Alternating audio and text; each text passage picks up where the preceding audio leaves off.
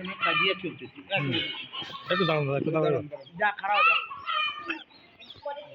কালী পূজা পর আগা নিচে কালী পূজার দিন নামটা বলে নেবেন। আমার নাম রঙ্গাই।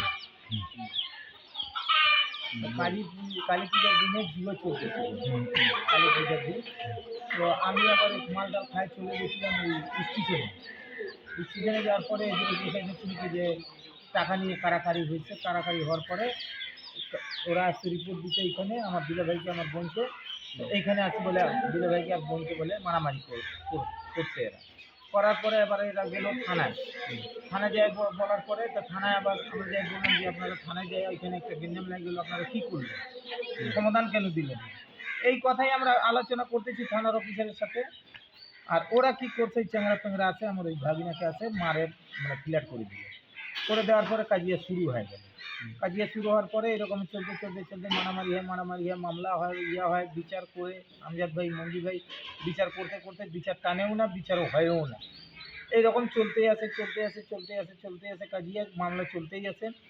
এখন এই মাঝখানের ভিতর থেকে ওরা কী করছে, এই রাস্তাটা হলো পৌরসভার আর ট্রেনটা হলো পৌরসভা। ওরা এখন বলে এদিক থেকে যাওয়া আসা করতে দিবে না, আর ওরা ঘিরে নিছে, মানে এদিক থেকে কেউ আর যাওয়া আসা করতে পারবে না। এইটা হলো। তারপরে অনেকের এইখানে ঘেরার সময় কখন ঘিরছে এটা? রাইতে। আপনার কোনো বাধা দেন নাই? বাধা দিছি আমরা রাইতের বেলা। কি বলে? তারপরে ওরা বলছে যে আমরা খুলবো না, এটা থাকবে এরকম।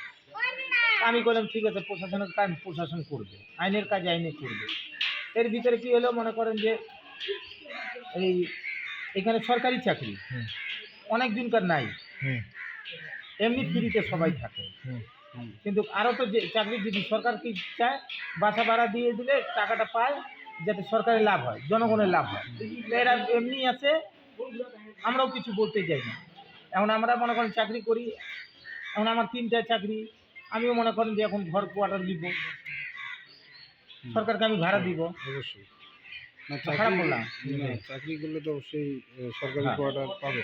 তখন এইটা যদি করতে যাই তখন এই জনগণরা বলবে কি, এই গেটটা থেকে আপনাদের সুবিধা হবে না অসুবিধা হবে? অসুবিধা না, এটা পৌরসভা, ঠিক আছে। রেলের আবার রাস্তা, এটা পৌরসভার রাস্তা, ড্রেন পৌরসভার আছে, পানি যাবে কোথায় থেকে, মানুষগুলো হাঁটবে কোথায় থেকে? এইটার পরে আজকে কি কোনো অভিযোগ করছেন? না, কোথাও করি নাই, লিখিত কোনো না এখনো করি নাই। ওনারা আসে দেখে যাচ্ছে। তারপরে মনে করেন ওই সাইডে আমার একটা পুকুর আছে, মাছ ছেড়ে দেওয়া আছে।